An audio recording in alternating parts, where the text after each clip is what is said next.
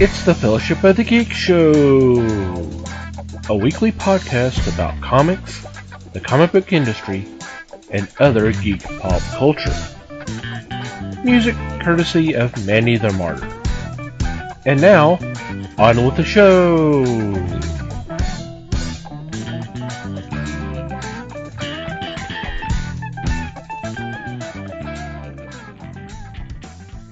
Hey everybody, it's the Fellowship of the Geeks podcast. My name's Thomas Chick, and joining me for this episode is Mike Marlowe. Hey gang.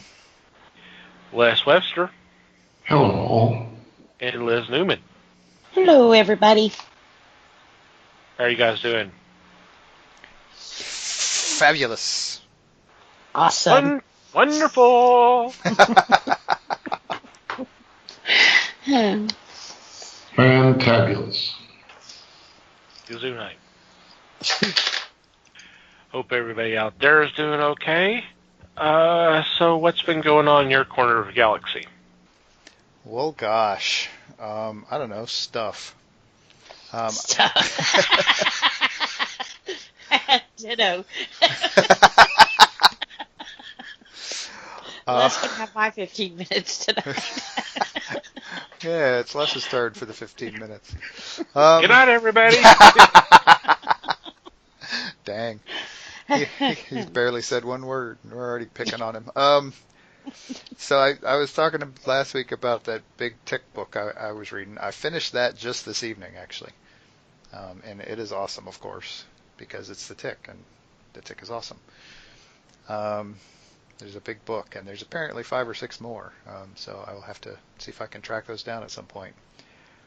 And it's funny because the other thing that kind of happened was that my already disturbingly large stack of stuff to read got significantly larger. Yeah, wonder why. And that there's a story behind that, but it's not my story to tell, so I'm going to let that go for now. Mm-hmm. Yeah, I'm kind of with Mikey. My list my pile got considerably larger too. But I haven't really got a chance to read anything. I kind of pulled one of my OCD, ADD things. I had the bright idea that I was going to move one of my collections, box it up, store it up, and everything else, and I was going to move the other one out of my room. My whole house is like turned upside down now. Should have been an easy task, but it wasn't. So that's pretty much been my week. Chaos. Welcome to the club. Right. Yeah. Have you ever got into something and it's like, oh, but I need to do this and I need to do this. And so then you sit down and it's like, Jesus Christ, I've got like 50 things going and now I don't even want to do one of them. and you're never going to finish any of them either. Yeah. It's like, huh. And why did I think this was going to be easy? Well, it was until you got hold of it. Yeah, and overthought it. So, yeah. No. No strategy ever survives contact with the enemy. No. And what's sad is some of the collection that I was moving, I wound up giving like half of it away. Wow. So it's like, this isn't good. I need to quit. I'm losing my shit. To a good home, I hope. Yeah. But still, it's like they walk out the door and it's like, oh man, why did I give that to him? Take care of Batman. You're like running back out the door after them going, borrow it. I said you could borrow it. Oh, well, one of them, I have like a really tall Batman. He's like 2.5 foot. And I said, you can have him. But if you ever decide you want to get rid of him, I want him back. And he says, gee, Mom, is that your fancy way of saying you'll loan me this? And you're like, yes. Yeah. If I die while you have it, you get to keep it. Yay! Yeah. Well, compared to that, I did nothing. Of course, I would yell blasphemer when I heard that you're going to give away something. Right? I've lost my mind. It was even you give it Batman away? stuff. Yeah, it probably did, one of them bags. Well, you know, it all started with I bought some books for the baby. You realize The that baby's into Batman or what? Oh, she will be. I mean, she's not even born yet, and I'm already buying her books. you realize they don't come out able to read, right? Right. Oh, she will. She's smart. Okay. Let's make sure we keep all the sharp objects away from Liz now. So, yeah, to a good home. And a place where I can go and check up on them. Now, do you have an itemized list in alphabetical order? On paper, no. It's all up here. Right. In my mind, yeah. Oh, boy. This is the same mind we just got done talking about with the 50 things at once, right? Right. Okay. So, Okay. Just wanted to confirm that. See, it's different when it comes to my collection, though. Oh, of that I have no doubt after last week. Right.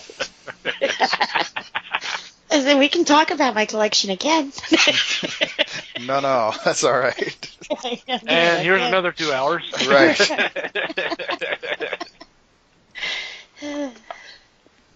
Y'all are going to kill me with the 2-hour episodes. See, it all started when they told me I had 15 minutes. Funny how the length of the show grew by 45 minutes after that. I don't know what the connection there is. Well, because I'm the only girl, so I have to take, 3 times as long to even it out. It takes you half an hour to get ready for the 15 minutes. There you go. Or 30 minutes explaining what I said in my 15 minutes. See, you don't understand. What I'm saying is that. Yeah. Does that bring back start some bad making memories there, diagrams. Les? Many. Thank you. Yeah, happy to help out. So, Les, what did you do again?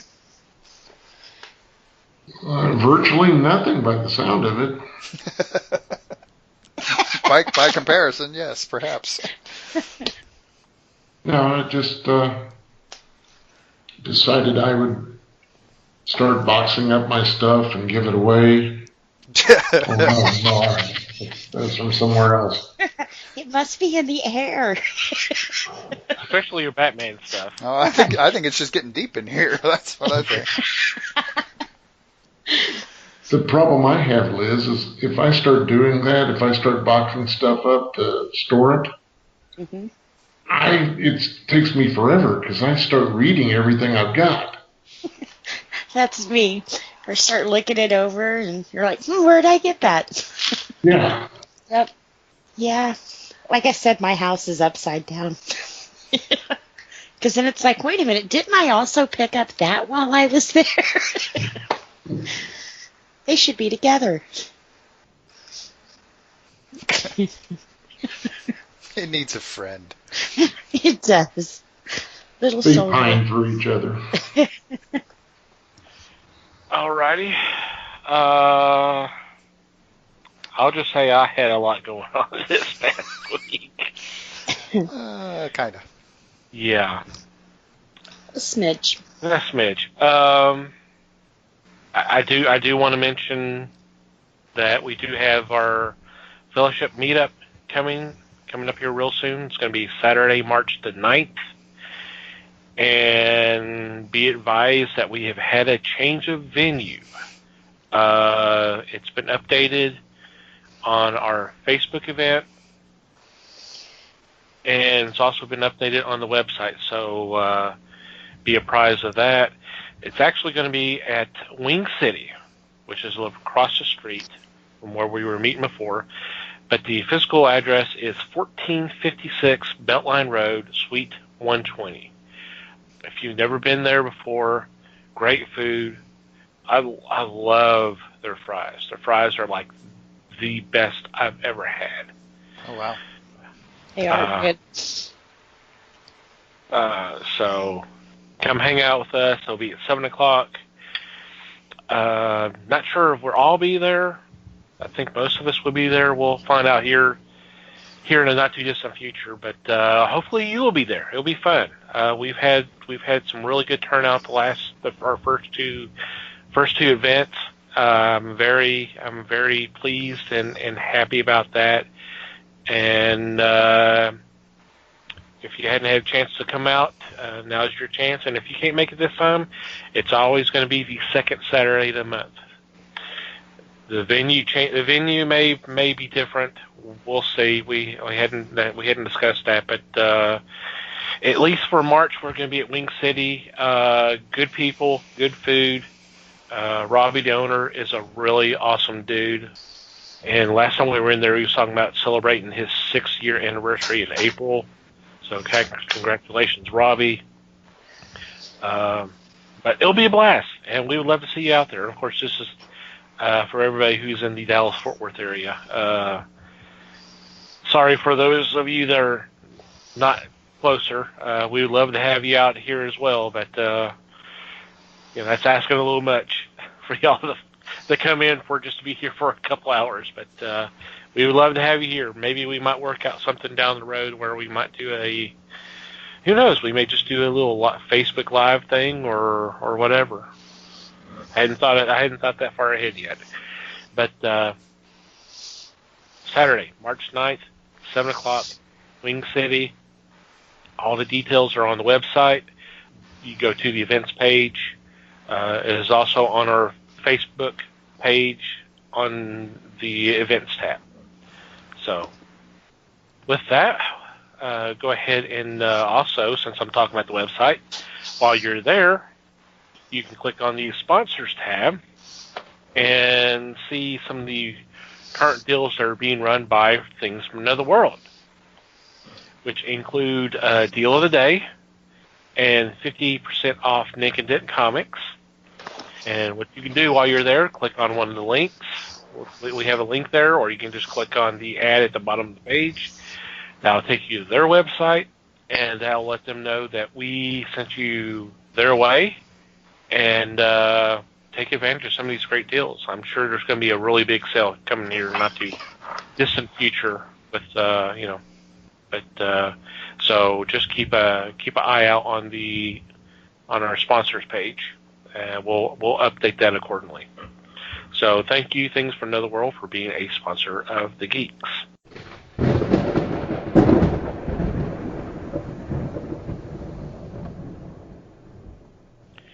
Alrighty. This week, we are discussing a very fun subject. 65 years ago, in April, a certain book came out that had a lasting impact on the comic book industry. And that book is titled Seduction of the Innocent by Frederick Wertham. And this is the book, and this is the person that led to the creation of the Comics Code Authority, essentially the end of EC Comics. Because essentially he made a case, whether you believe him or not, that comic books were causing juvenile delinquency in the country, and that there was just a bad influence on kids. So with that little backdrop, I'm going to open the floor to discussions, and because this is about the same time we started seeing McCarthyism, if I'm not mistaken.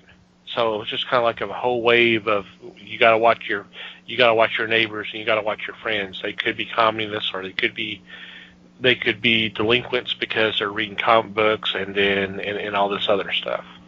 So it was kind of a interesting, scary time to be there, be in America. Yeah, you say that, but it was really a period of huge prosperity and that sort of thing too. I mean, the 50s was like to an extent, sitcoms today even are still influenced by kind of the ideal of the 50s. True. How much of that was reality is always up for debate, of course, but yeah, there was a lot of very strongly conservative stuff going on because of the whole post-war mentality. Yeah, I agree. It just seemed like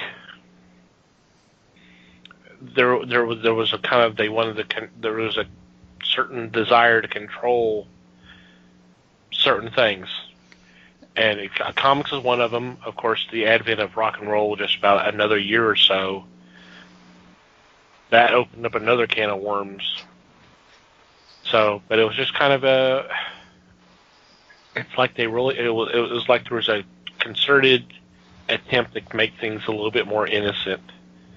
And by today's standards, they still weren't innocent. But I have to admit, I have not read this book. I've been trying to find this in some form or fashion because I would love to read it. I would love to read all the details of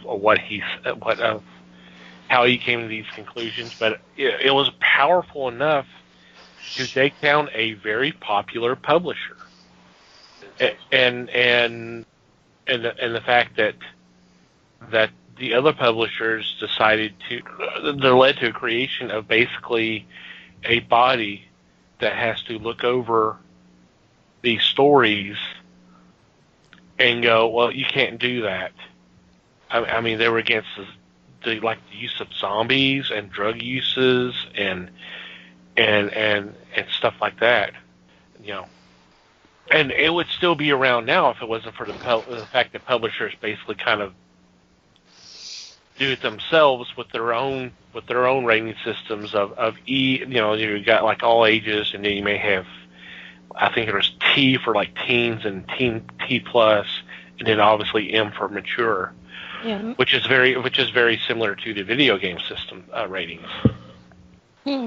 So, what are your thoughts? I myself haven't read the book either. I know of the book and, what it talked about and that kind of thing. I don't know how to do this without getting on a soapbox. As a parent, you have to parent. And it seems like... We just did this soapbox last week. Exactly. But you can't rely on other people to parent your child. And I feel like that's a lot of what this book was. Everybody always wants a boogeyman of why little Johnny won't listen, or he skipped school, it must be them damn comic books. And I mean, come on, if your child is influenced enough by a comic book, you have more problems than a comic book. The problem is you. Exactly. But there's always got to be that scapegoat. Because they can't say, well, the problem's me, I'm raising my child right. It's all these outside influences and, half-dressed women and comic books. And it's to me, it's always been a load of bullshit to me, But as far as he wrote a book and people believed it, well, yeah, because like I said, people want Look at the Salem witch trials. I mean, you know, it takes one good person to spin a good story, and if someone can relate to that or say, well, you know what, little Chris slapped his sister. He reads comic books. That has to be it because this guy says it is. You know, you know. So I just wish people would be parents. But apparently, this was wrote in what, 65? 54. 54. 54. So we're all the way in 2019, and we're still having the same problem. Parents need to be parents. You don't need. I mean, I agree with a labeling system. As far as me as a parent, it gives me some kind of guideline if I didn't know what my kid was reading, which should be a problem, or if I didn't know what game they were playing, you know. So I agree with that, but I think a lot of times they take it too far. There's a difference in telling me it's a teen book to blacking out half the book, you know. So yeah. Like I said, I had a lengthier discussion on this last week. So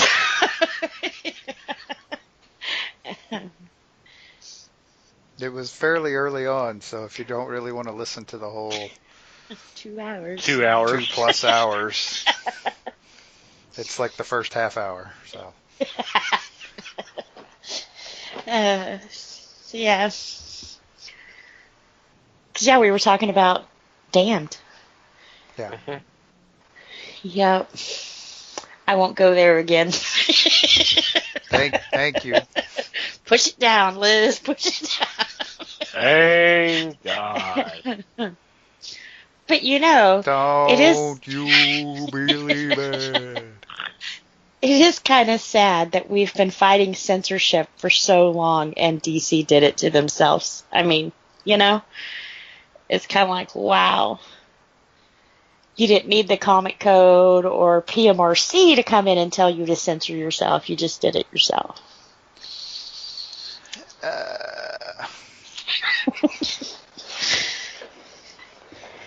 They made the ultimate decision, you know.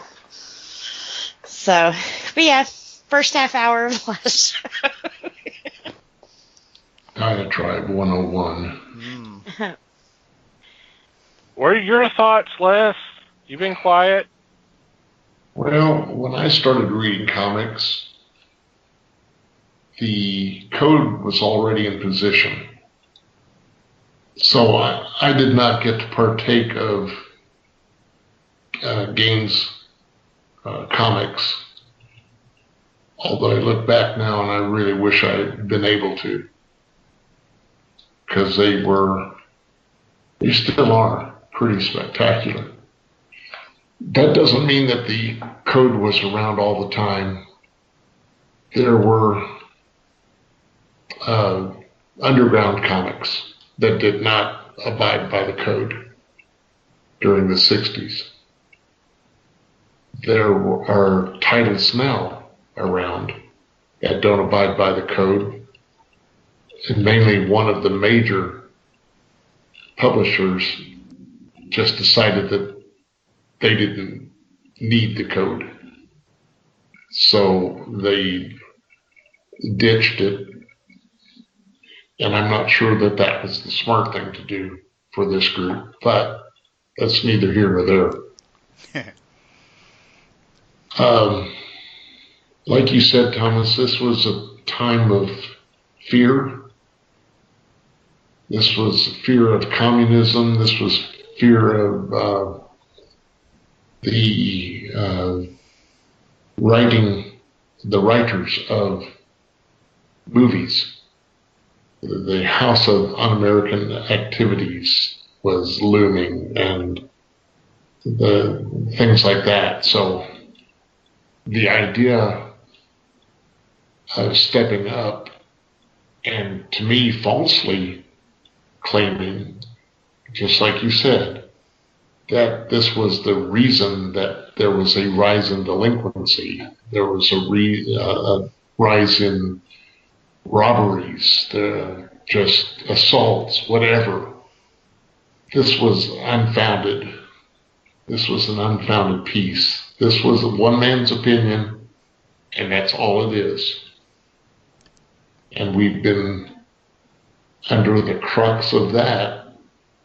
That lasted, the comic books code lasted till 2000, 2005 maybe? Is that about right? Somewhere around there, yeah. So we were being fed some pablum of sorts, yet as a kid, I didn't see anything like that. I saw, to me, it was good storytelling. So, bring me more. I was happy.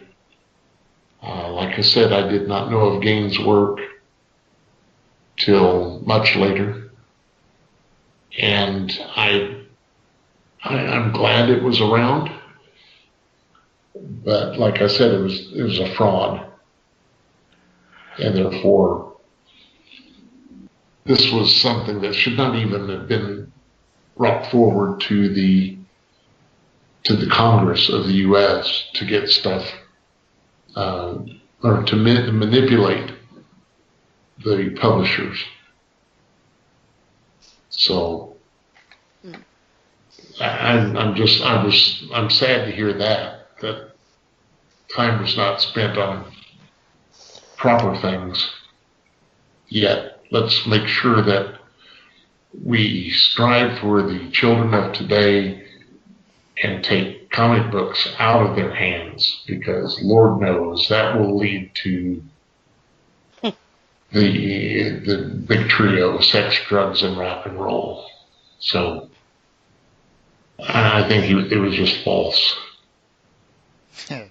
It's like the reefer madness of the 50s. I was about to say, did I miss the memo on the sex, drugs, and rock and roll? I didn't get mine.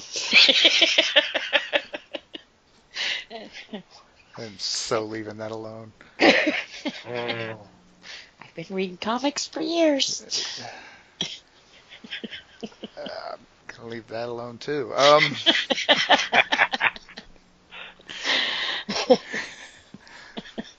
Yeah. See, my deal with it is, and again, yet another one of us that's going to admit to not having read all of this book before. I'm not sure I want to. I'm very torn on that. I mean, in a way, I mean, just from everything we've all heard about it, it feels like it would be kind of like reading Mein Kampf to an extent, which doesn't seem to me like a good idea either. Right. I can't imagine learning anything useful out of it, you know. And at this point, I can't imagine learning anything useful out of Seduction of the Innocent. The kicker of it all is that the only reason any of it was taken so seriously and so literally was because Frederick Wertham, in his day, was a very well-respected psychiatrist, and a very public figure in that regard. He was viewed as an expert, like on a national level, and so pretty much whatever he says is going to be taken very seriously, obviously. My understanding is that a large part of the quote-unquote data that he acquired for this was in a series of interviews with children that were already essentially institutionalized because they were already having mental issues. So it seems to me like asking a bunch of children that are already, for lack of a better term, disturbed. Yeah. Why would you trust that? I don't understand why a noted professional in the field would trust that information and jump to such huge conclusions based on such a small pool of data. That just seems very strange to me. Clearly, he had formed an opinion before he even started, I guess. I don't know, again, not having read the book, and I would honestly be surprised if that sort of thing would be in the book anyway. But, yeah, and so because he was such a respected name in the field, yeah, it went nuts, and everybody got all serious about this, and I mean, I don't even know. I find myself wondering if he even knew or understood where all of that came from, or what he was going to, how much of a hornet's nest he was going to stir up with all of this. I find it kind of hard to believe that he expected that. I mean, even if he hoped for it, I find it hard to believe that he expected it to be so big and so influential. Well, he had an agenda, and he found a group of kids that would support that agenda. Which, I mean, we see that daily in different arenas, but I think when you take something like mental illness, especially back in 1954, we knew nothing. Today, we still know nothing. You know, we understand now that a kid may have autism and he's no longer demon possessed. I mean, so for someone with a big name to come in and say, oh, this big scary thing that you know nothing about, let me explain it to you. Yeah, who's going to question that? Well, I don't know why that kid is that way, you know, but this guy does. So he kind of played into a fear. People fear what they don't understand, you know, and there was a lot of that going on in the 1950s in this country. A lot of it. Yep, a lot of it. Well, and not to get too graphic, but think of, I guess they want to be called little people, midgets. I mean, over in Germany, they ran like brutal tests on these people because they couldn't understand why they didn't grow like everybody else. There had to be some kind of deformity, and now we understand, you know, dwarfism and that it's normal, and you know, we can't tie electric rods to them. You know, which honestly, that's the way they handled most mental illness, was they shock the shit out of you, you know. Yeah, that was a very common thing for a long time. Yep. So you also have to think, okay, these kids who are basically being tortured, would you not tell a guy what he wanted to hear? Mm-hmm.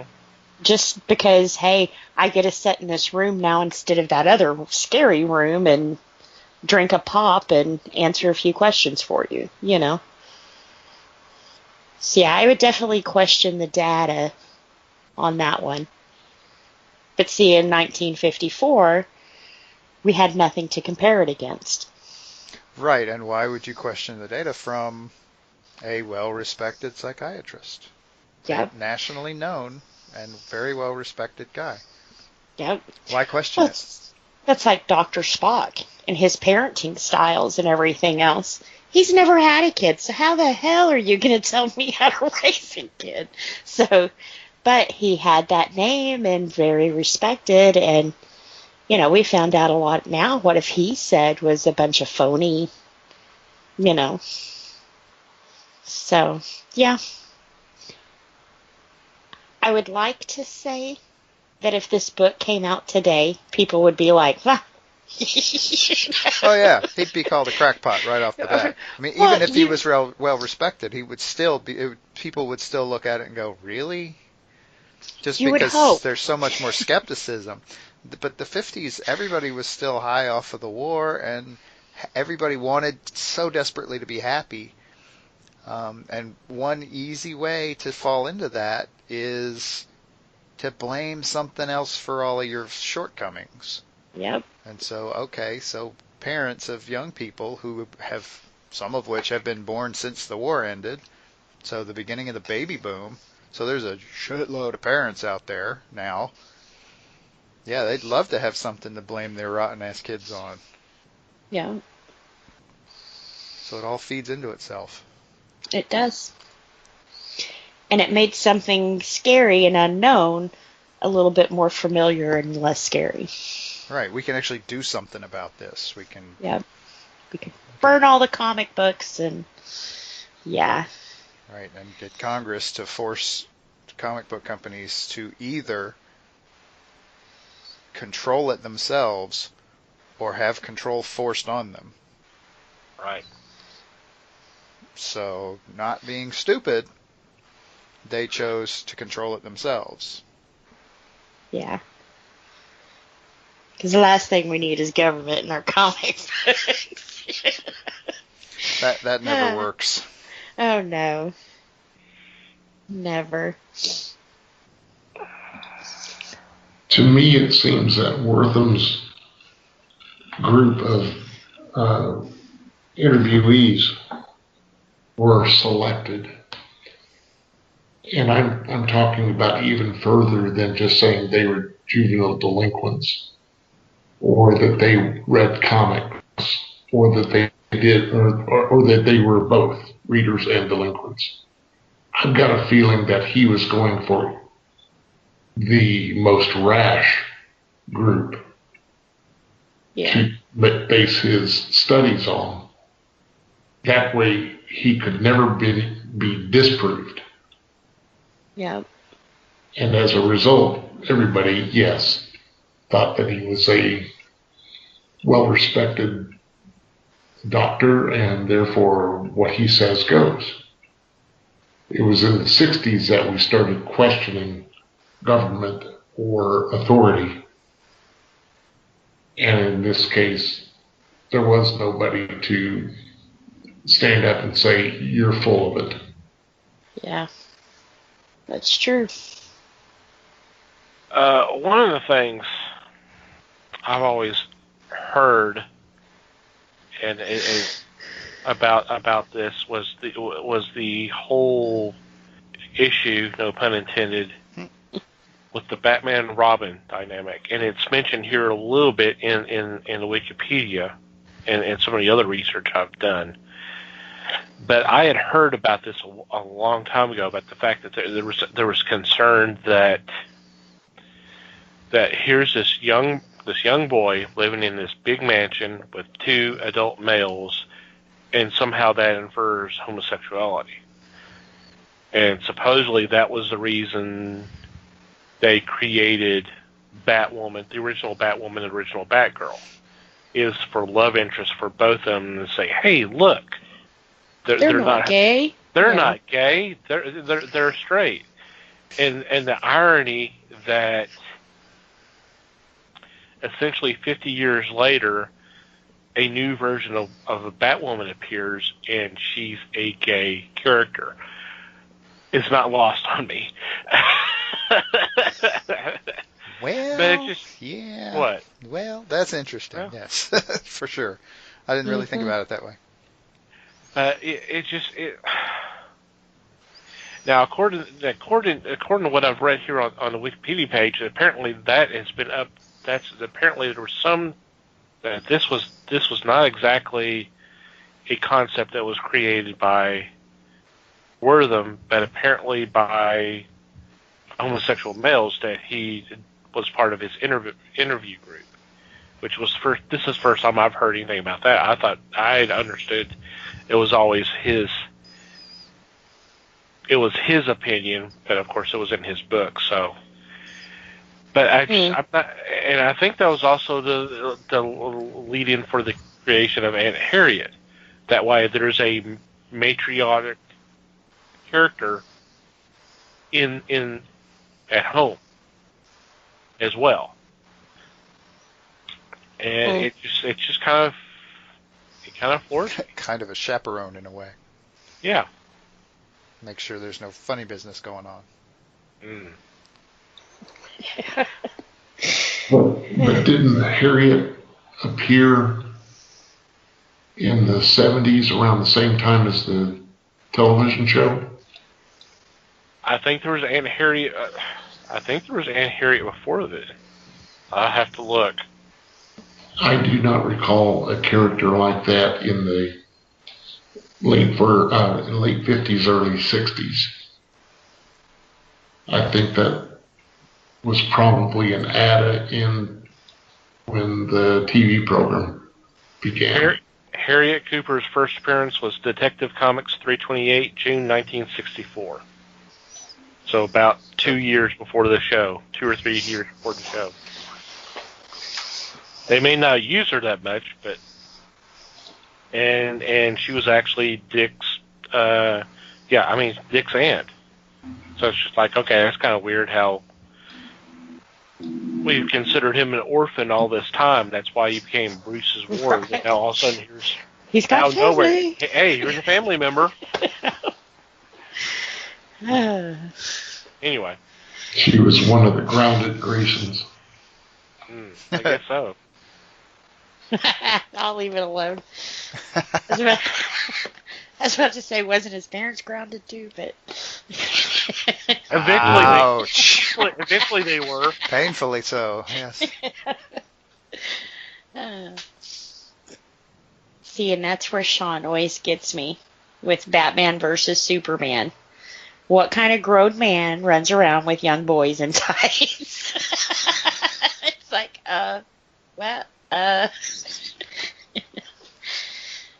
No, Superman just has a girlfriend who apparently cannot figure out the difference between Clark Kent and Superman. The glasses makes all the difference. Right, an alleged investigative reporter. Yes. Have you seen that one where she's posting a picture of Superman, like, on Facebook? And it's like, do you want to tag this as Clark Kent? And she's like, whoa. Like, it all became clear. Yeah, those Facebook tags, that's kind of scary. That is. I mean, somehow, you post an image and it can automatically figure out, okay, it's this person. Would you like to tag them? They're like, what? That's not creepy at all, is it? No, not at all. And even people that you're not even friends with. When we went up to Waco and met David Thibodeau, before we friended him on Facebook, we uploaded the picture and it asked me if I wanted to tag him in that. So it was kind of like, how? How did you know? I just met him myself. I don't know. That is kind of crazy. And to go way off the track, you wonder what else they use that technology for. Mm-hmm.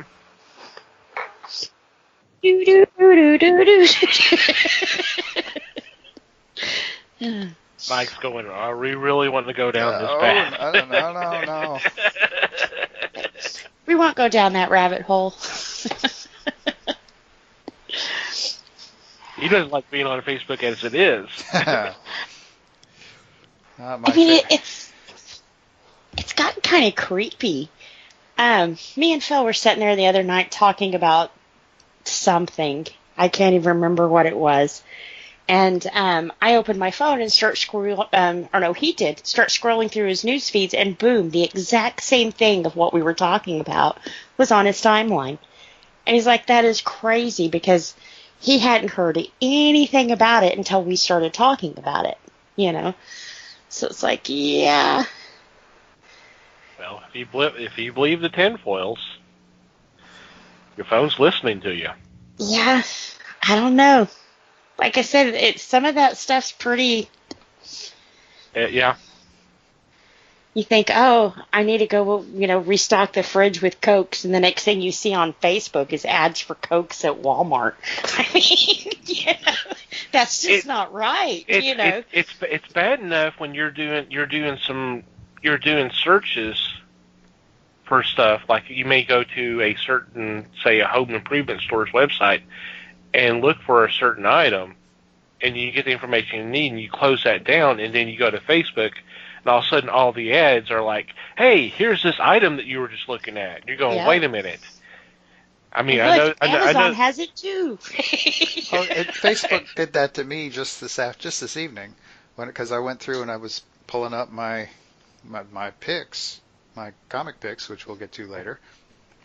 And I flipped over to Facebook like an hour later, and like the third window down was an ad in there for Things from Another World with the covers of the comic books that I had pulled up. Yep.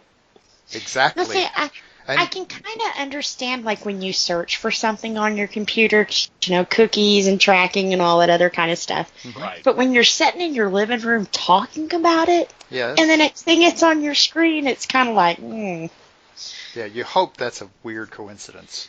yeah. You really do. Yeah, it's just gotten kind of crazy. Twitter doesn't do that to me. No, it does not. Mm-mm. And speaking of Facebook, I want to make one comment since we're already off topic, and that's fine. That's not a problem. Hey, We do that anyway, so it's not anything. And oddly out of the enough, ordinary. I don't think we're really that far off topic, believe it or Okay. not, because Yeah. we're still talking about Right. weird stuff that people buy into.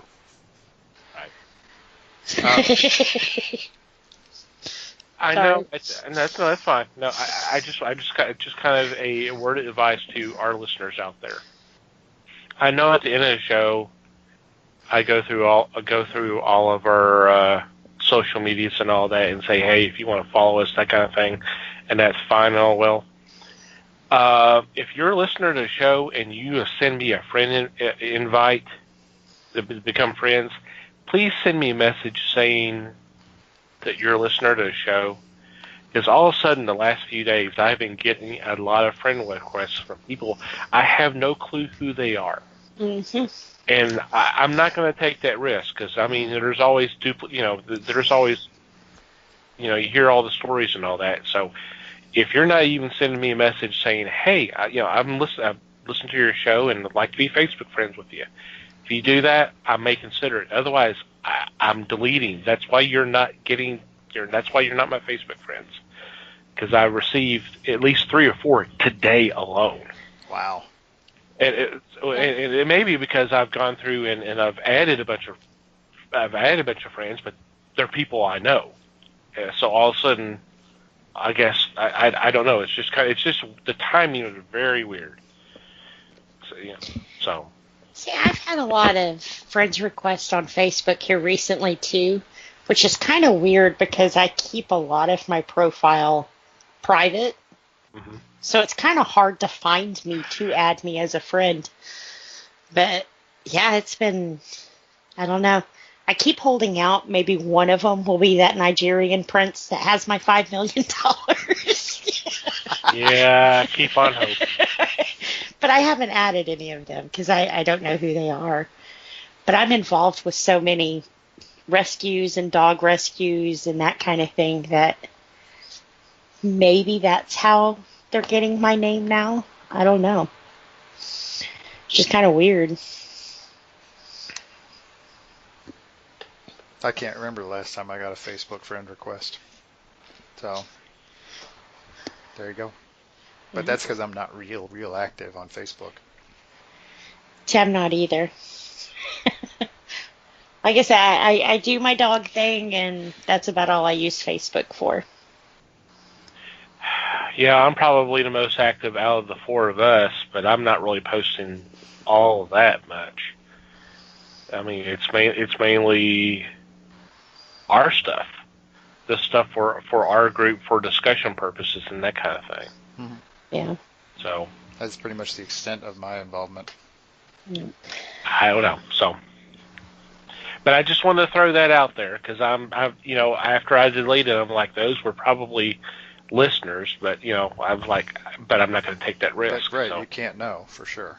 Right. Yeah. Because we had no mutual friends, and honestly, one of them looked like they were just created within the last couple hours, and I'm going, no, absolutely not. Yeah. No. Absolutely not.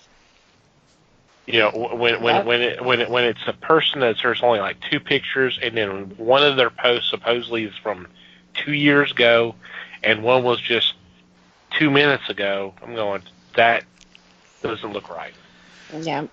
Mm-hmm. I think it's a good idea to be wary. Especially nowadays, you just don't know. There's a lot of people out there. And I am against that. Yeah, I don't like a lot of people either. Exactly. Actually, I just realized that's not the first time today I've said I don't like people. Hell, I've got it on at least one T-shirt, so it's all good.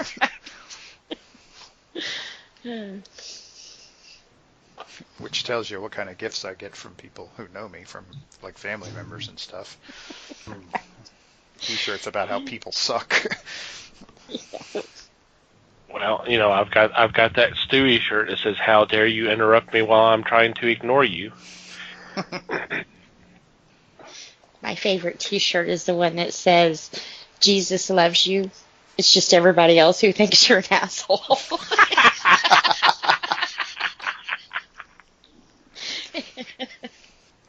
Given what I do for a living outside of all of this stuff,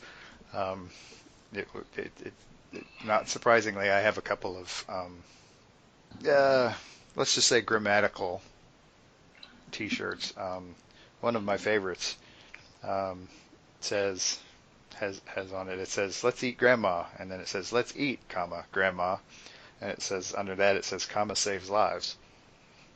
My mother-in-law loves that shirt. Let me tell you. That is cute. Well, sometimes those you do have to read back, and you're like, "Oh, okay. I bet they meant to pause there." They don't really eat shit.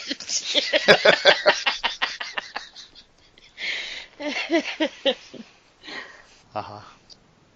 So, Les, what are your thoughts?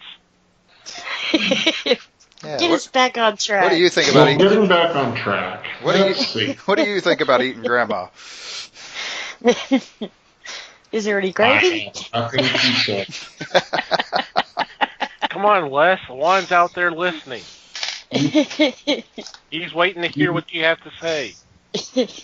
You people have just made my head a mess. I've been told that a lot. Oh, sure. Blame us. Oh, it's always us. Yeah, when that first bus runs over me, yeah, we'll see about that, okay?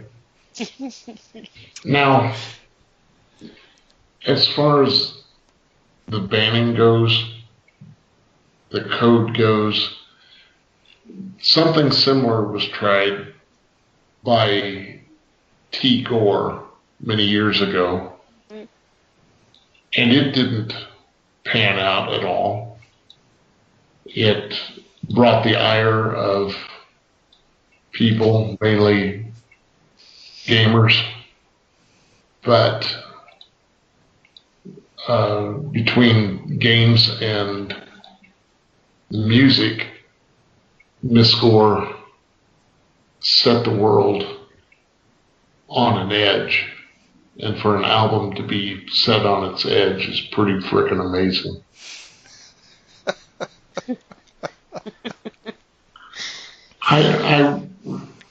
Personally, I can see the use of a governing system, just like they use in movies, similar to what they had before in comic books, even those that are in the broadcast world of radio.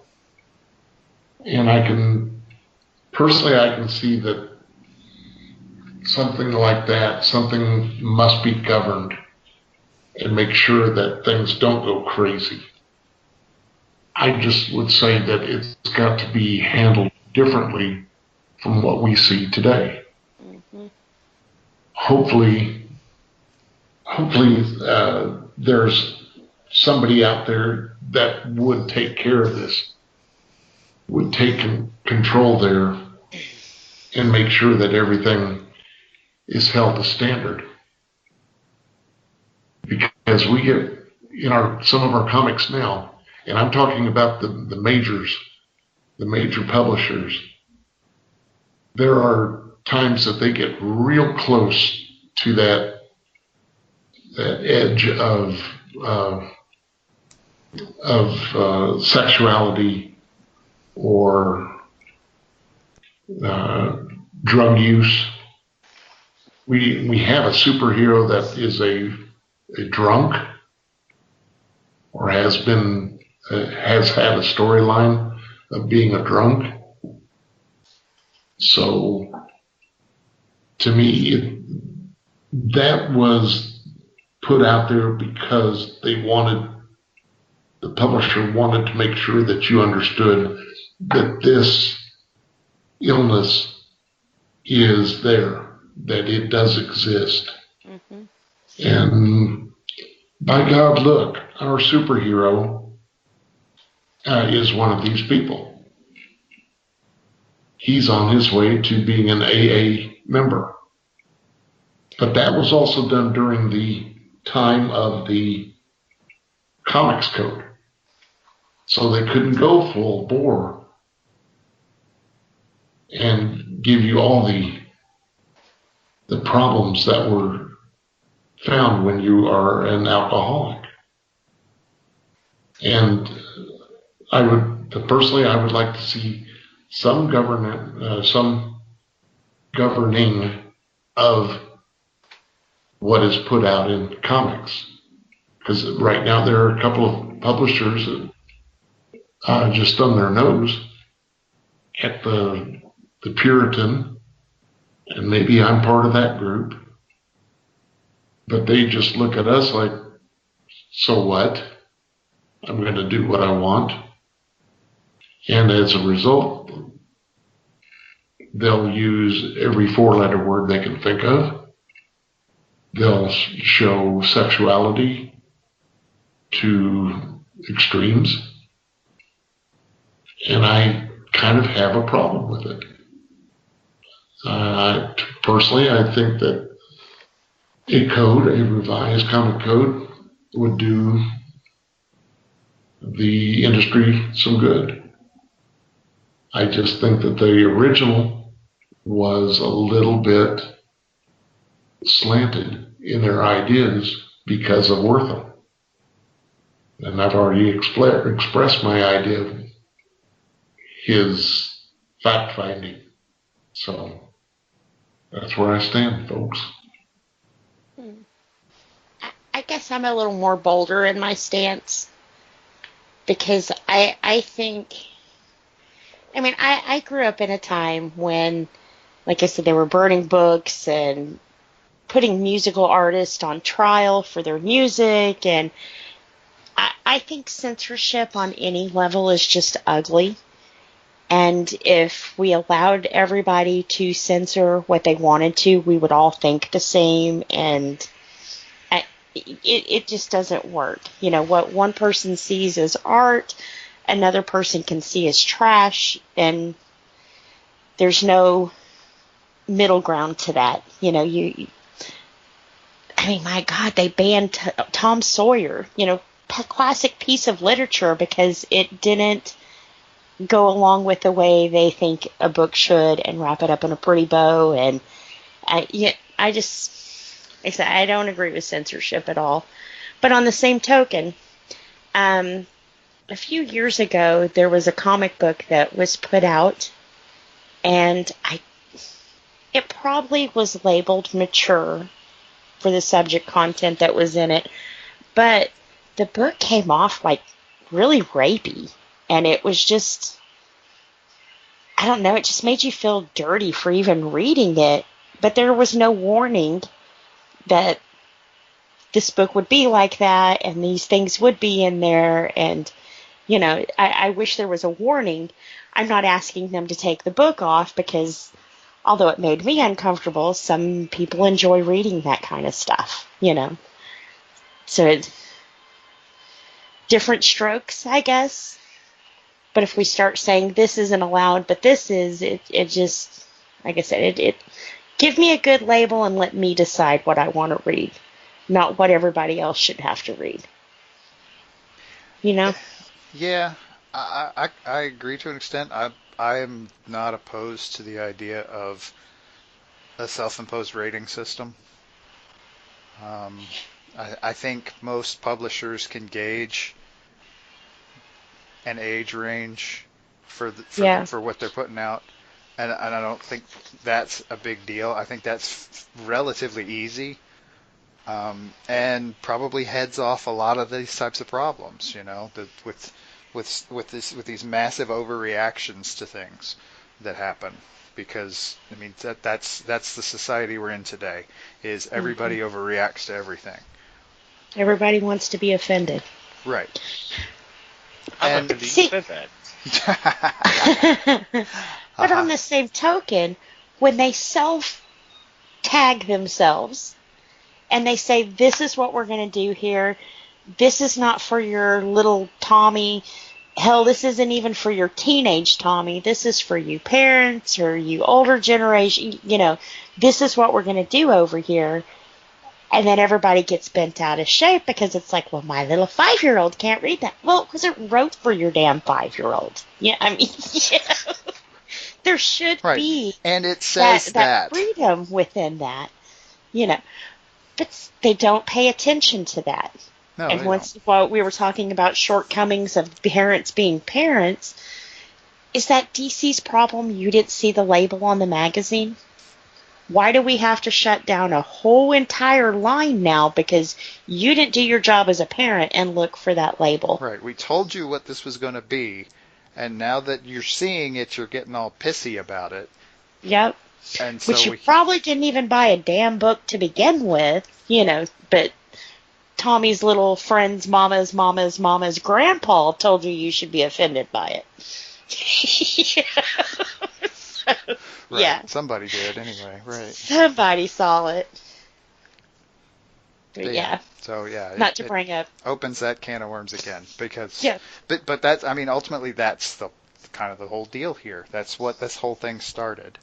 So even when you have ratings, people are still going to get pissy and offended because I guess the ratings are for everybody else, or I don't know. Well, ratings only apply to the people who can read them. Yep. And ignorance is much easier. Yep. I saw Deadpool talk about butt sex. Well, that's why you don't buy it for your 10-year-old. Right. It says mature on the cover. What did you think that meant? Because that's what Deadpool talks about. So, like I said, I think a lot of these problems could be solved with, before my kids played something, I played it. Before they read something, I read it. It's just knowing what's in there so you're not answering awkward questions later, Right. You're going to have to answer the awkward questions, but you kind of want it to be on your own terms. You want to be ready for it. So pay attention to what the hell's going on, and then you can control that a little bit. Yep. And if one happens to slip by you, don't demand that the whole world pay around you because you slipped. You're human. Yeah. You screwed up. Now you address it and then you move on. Yep. But don't spoil it for the rest of us who know how to read a label. Yeah, it just I get frustrated by it. Which is why it's easy to jump back into the rant from last week again, obviously. But yeah, because it's the same thing. Yep. It's right, and it was, I'm sure, not intentional that we end up talking about this kind of 2 weeks in a row because we had this episode planned before we ever started last one, so it just happened because last week it was not planned. This week. Yeah. It kind of was, but it's funny how that works out sometimes. Well, and last week it was more in the headlines and stuff too. Right. But yeah, like I said, I don't so much mind a rating system, just as long as they're looked at, I guess. I won't say enforced because once again, Right. That's where it starts to look a little more like censorship. Yeah. Is enforcing it, but I mean it's there, and I mean if people choose to ignore it, then I think that should be their responsibility. They are free to ignore it, but they are not free from the consequences of doing so. Right. Yep. And that's what people want, is they want to be free from the consequences. Mm-hmm. And that's BS, and I don't like it. There you go. Yeah. Totally agree. Yep. Les, your thoughts? I think I pretty much covered my end. Okay, all right. All right, well, any final thoughts before we just go ahead and wrap this up? No. Okay. Just, I guess like the book too, before people get caught up in a bandwagon, do your research. Make sure you know what they're spewing is correct and, you know. Yeah, that's not going to happen. That's hard, right. That's hard. And people don't want to do what's hard. They want to do what's easy, which is to believe the experts. Right. And, you know, I mean, so it's the kind of thing that's going to happen again someday too, probably, and to some degree, to some extent. Maybe not exactly the same. It could be tomorrow, right? Absolutely. And so, you know, just, I mean, what you want to tell people is think for yourselves, but I don't know that there's much point in telling people that because they don't want to. Right. Not our listeners. Our listeners are great. They think for themselves all the time. Right. They choose to listen to us, so that's proof of that and all that, you know.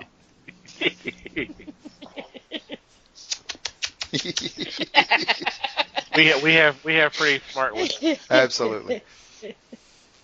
Geniuses, all of them. And we have to be fortunate that they're listening to us. Absolutely. And with that, we're going to go wipe our noses off. Damn. Well, Liz is about to do that while we're about to take a break, and we'll be back with our weekly pick.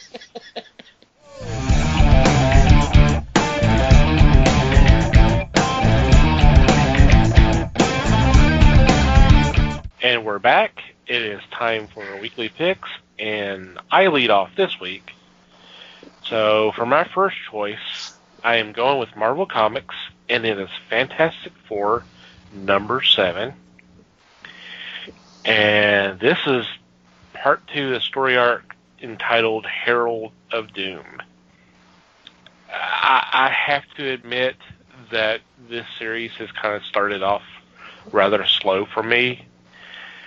But, you know, you get a story arc with Doctor Doom and Galactus, and, you know, I kind of perk up a little bit. I'm kind of interested. And the first issue, the first chapter was really, really interesting. So I'm definitely in on where we go from here, because we have Galactus returning to Earth, and he's landed at Latveria, so of course Doom's offended, and here comes Fantastic Four to help out, and Doom's just like, I got this. Y'all just go to hell. I'll take care of this.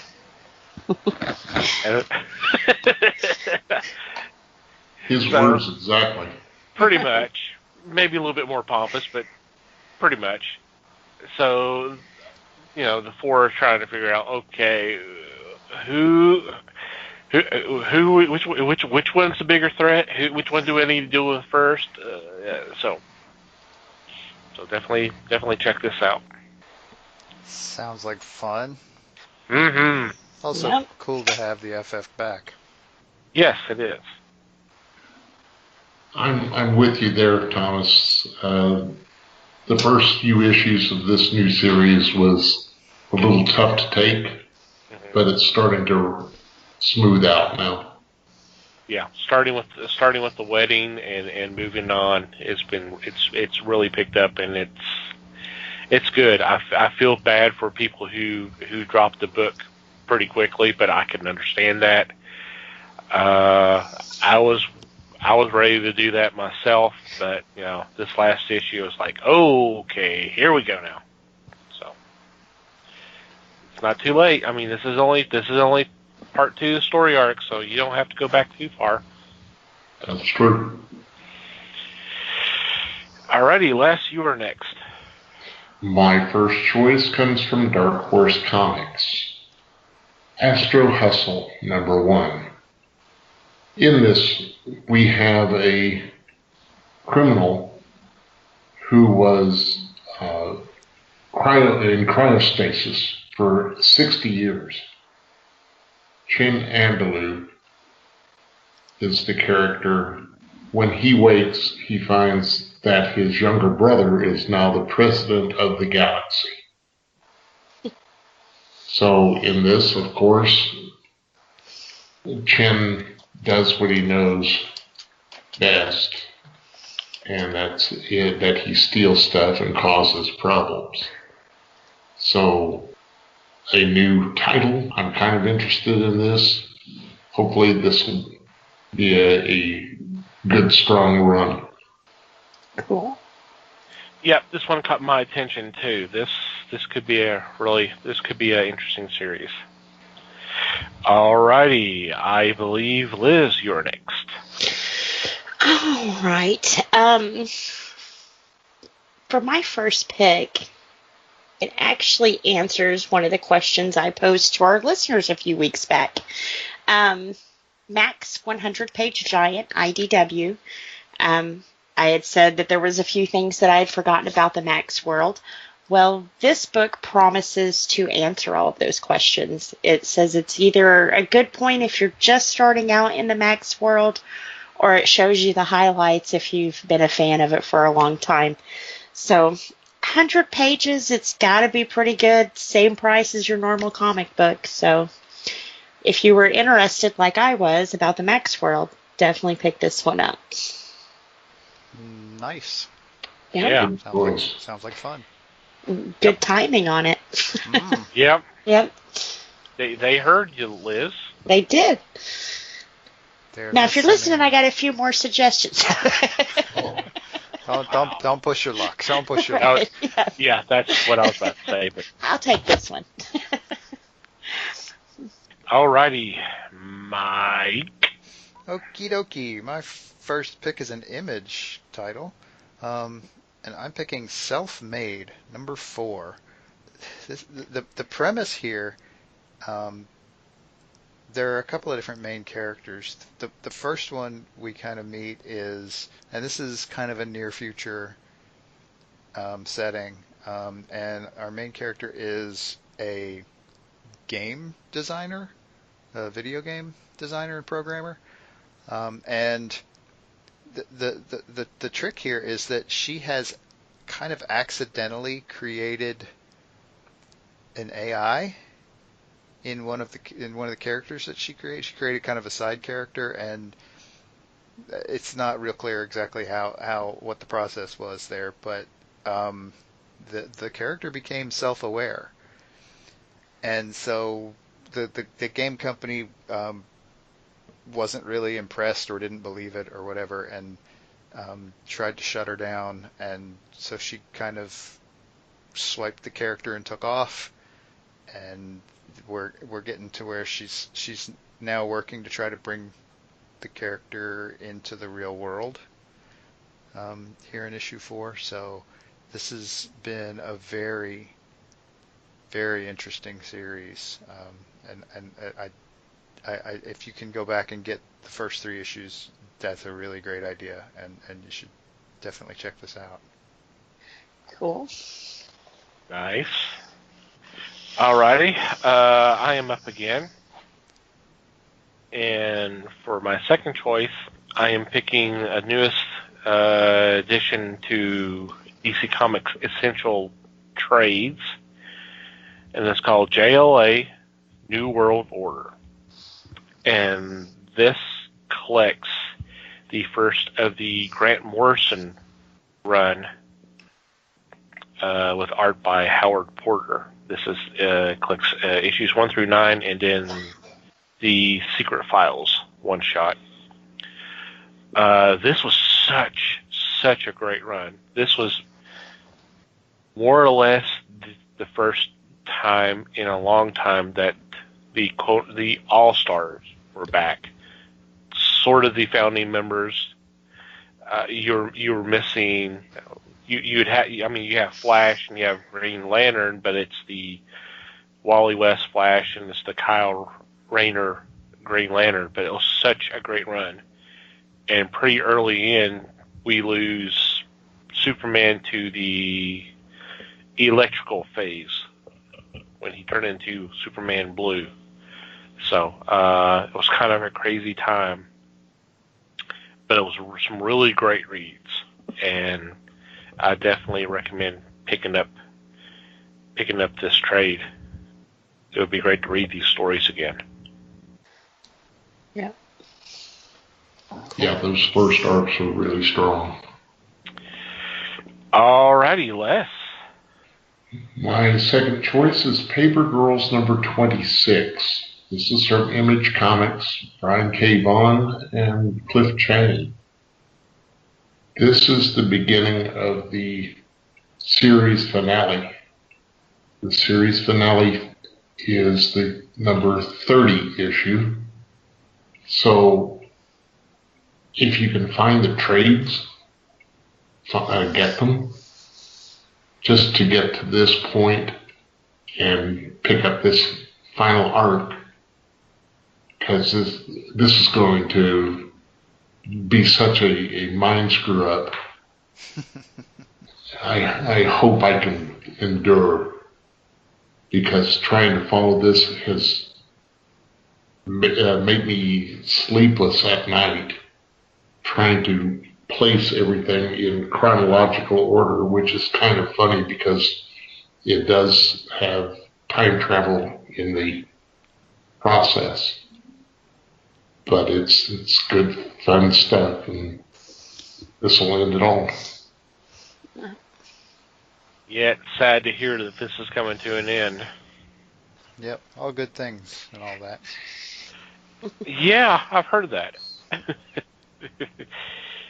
Okay, Liz, you're next. All right. For my second pick, it's from Oni Press called Morning in America.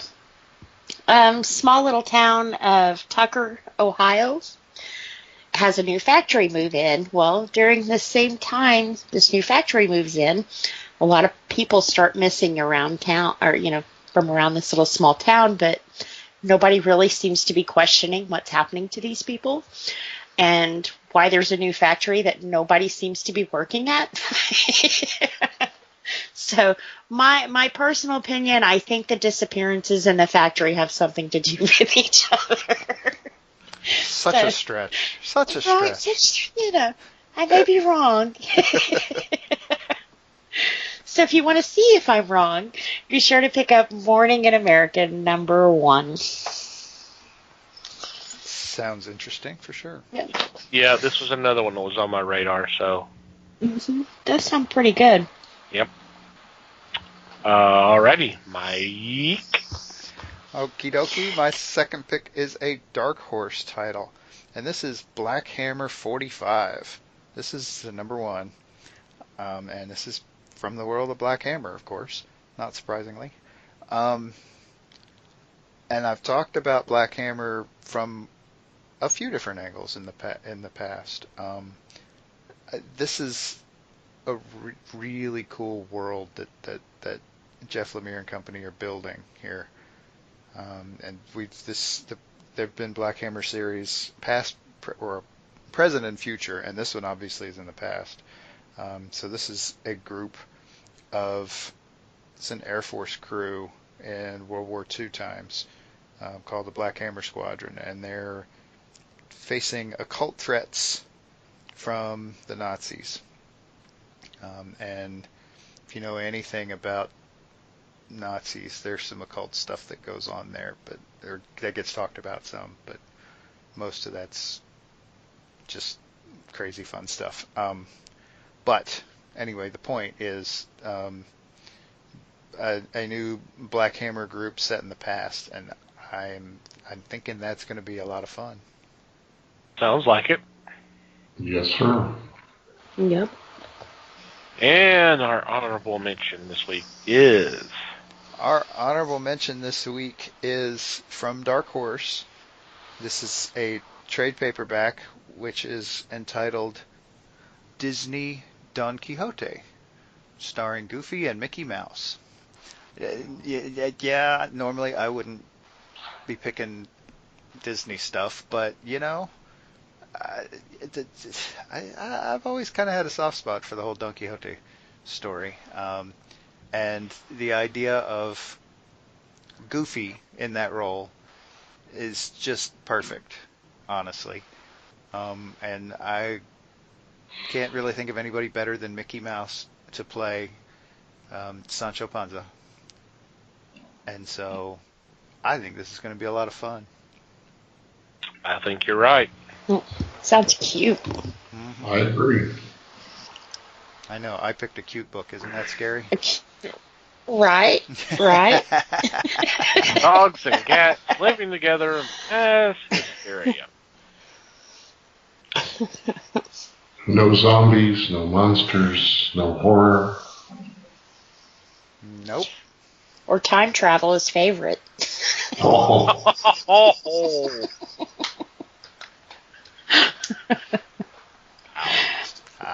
Yeah. Uh-huh. Okay. Okay. I had to get it in. The bus hadn't run over you in a long time. Anyway.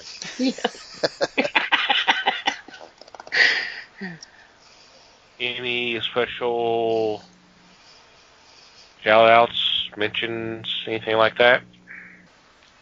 Well, I did want to add that it's pretty scary when you see one of your good friends hauled off by an ambulance.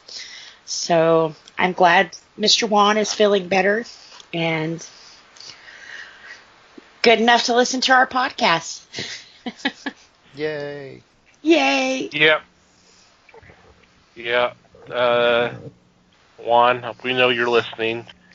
We're glad you're out of the hospital and recuperating, and hopefully we'll be able to see you again real soon and be in great spirits. But we have been thinking about you and asking about you. So. Yep, we've been bugging the crap out of Liz. Mm-hmm. Anything else?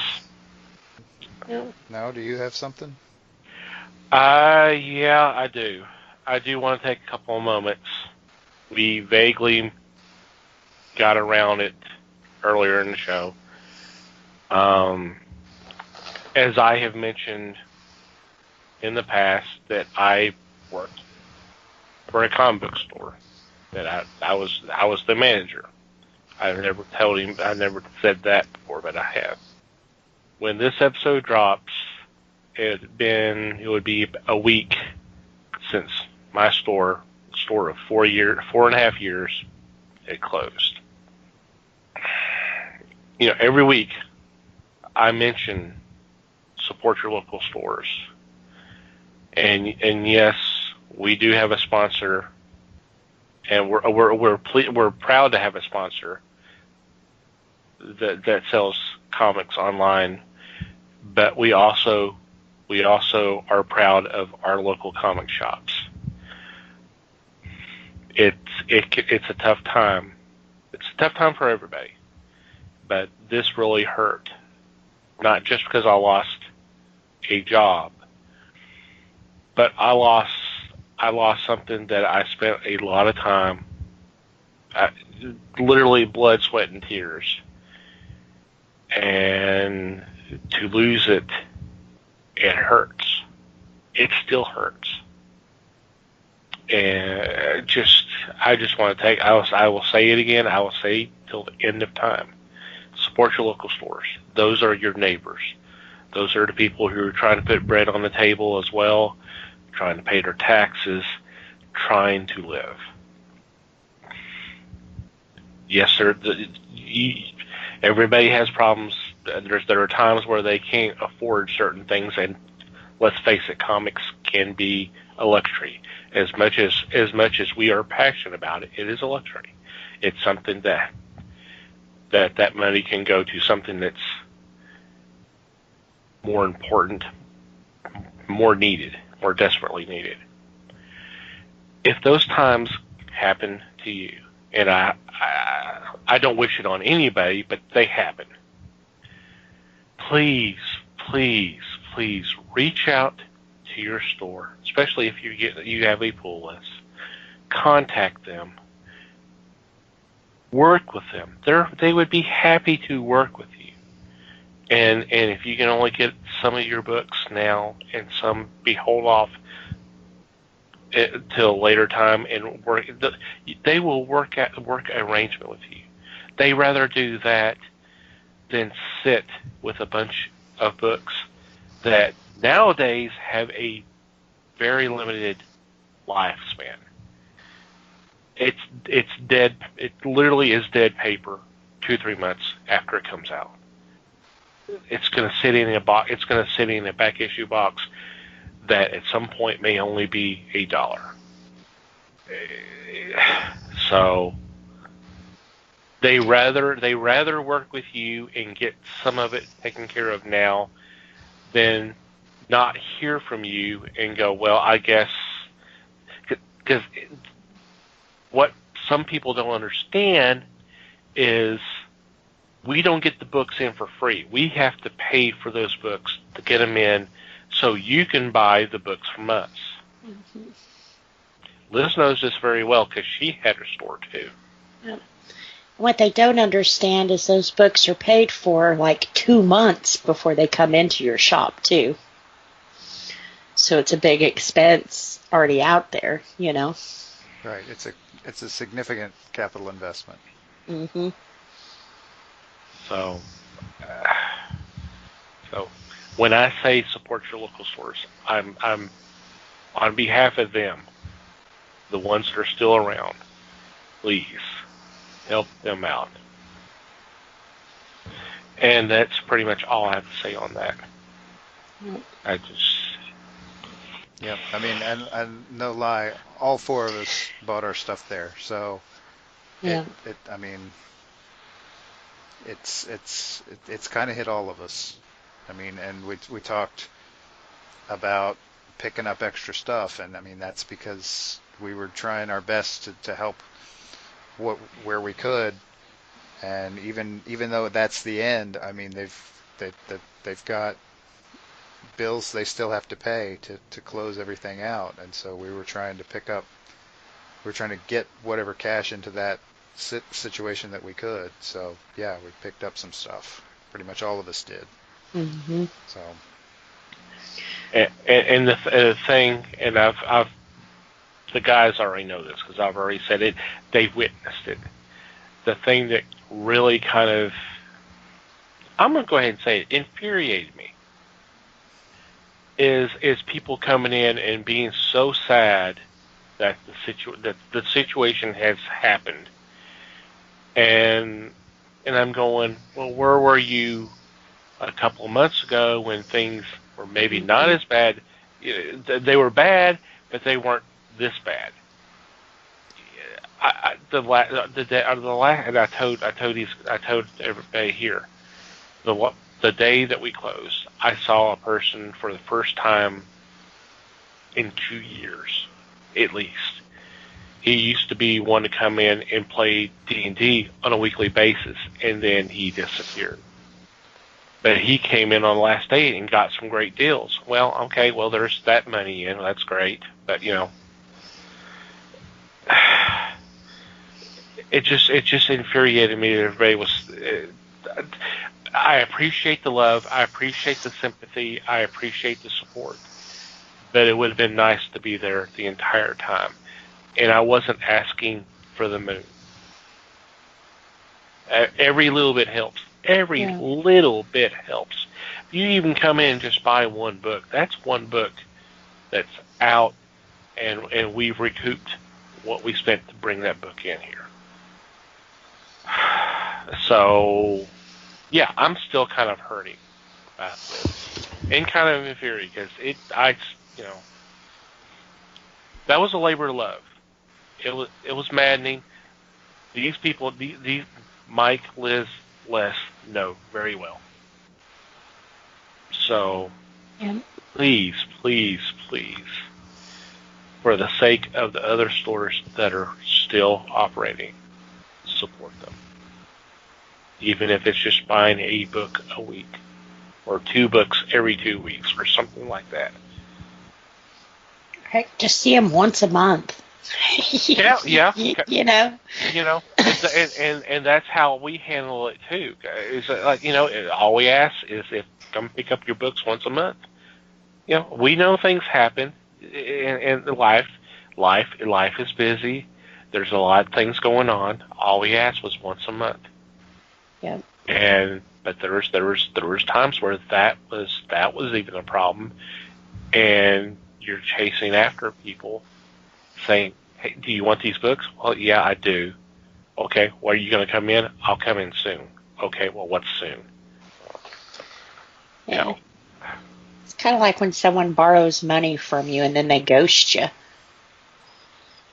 Yeah. Because that's essentially what your pull list is. You're borrowing from that store because they are paying for that ahead of time in good faith, I have equated it to look at it as your job. Okay, you've committed that there's basically a kind of a unwritten contract. You say you're going to pick up these books. We're going to bring these books in because of what you said. Mm-hmm. And then you renege. It's like working 40 hours a week, and every 2 weeks you're going up to your superior or you're going over to your human resources person and saying, I want my check. And they turn to you and say, yeah, you'll get that soon. You'll get your check soon. You'll get your money soon. Well, you probably would not like that. Mm-hmm. That's essentially the same thing with a comic store. If you have a pull list, you're saying, okay, Mistress Comic Shop owner, you're going to do all this work, and then I'm going to pay you for doing all that work, but I'll pay you soon. That's the end of my soapbox. I just, I mean, it hurts. Totally understandable. Yeah. Right. Yeah.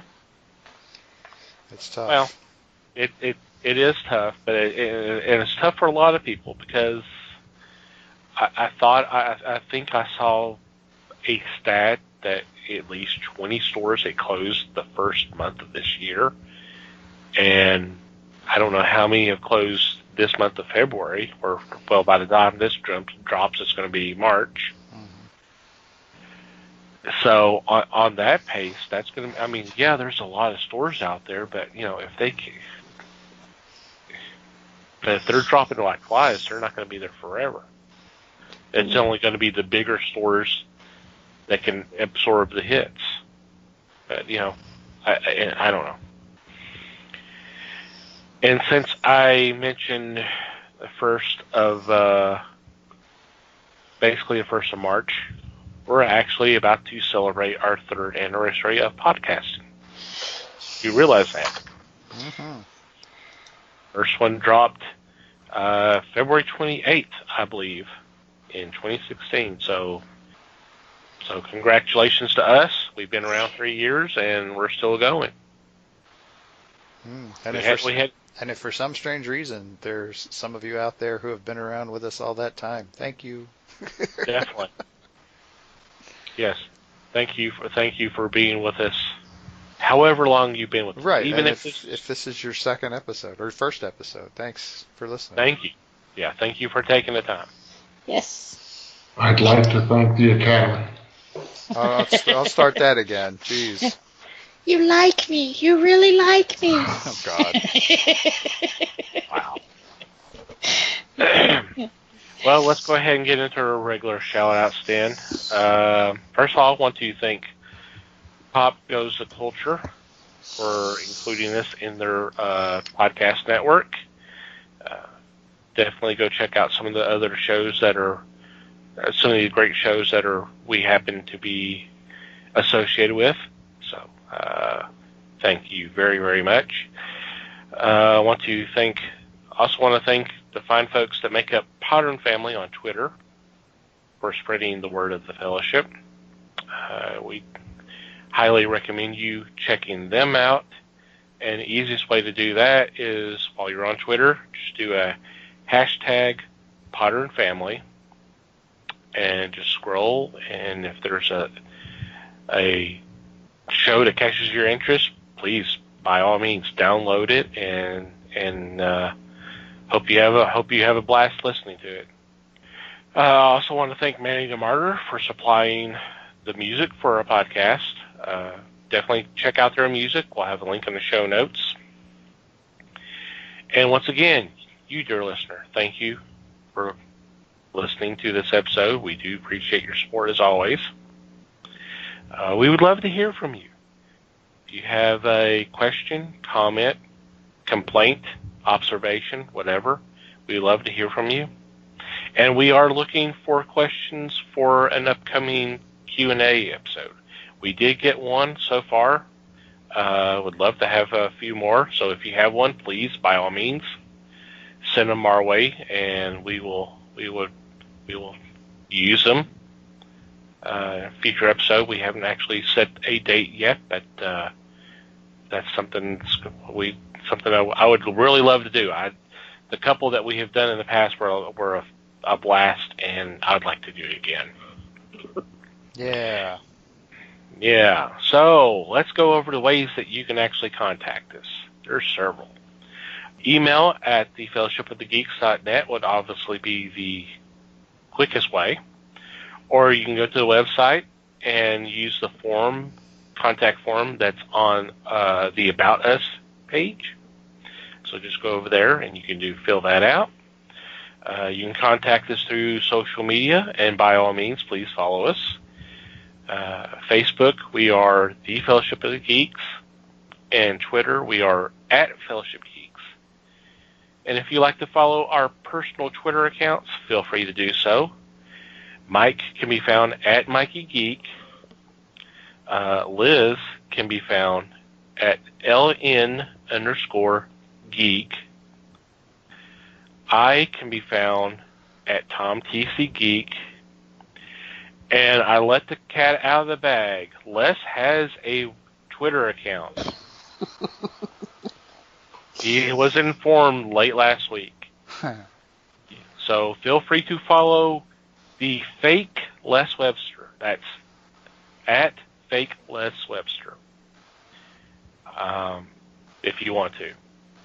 And yes, he did like it. Okay. Right, Les? Yes, he did. And wherever you download our episodes, we would appreciate it if you would take the time to rate and review us. That'd be very, very much appreciated. Any final thoughts before we say goodbye? Just thanks, everybody. Thank you, everybody. Thank you very much. Thank you for listening once again, everybody. We do appreciate your support. I hope you have a good week. Until next time, read more comics and support your local stores.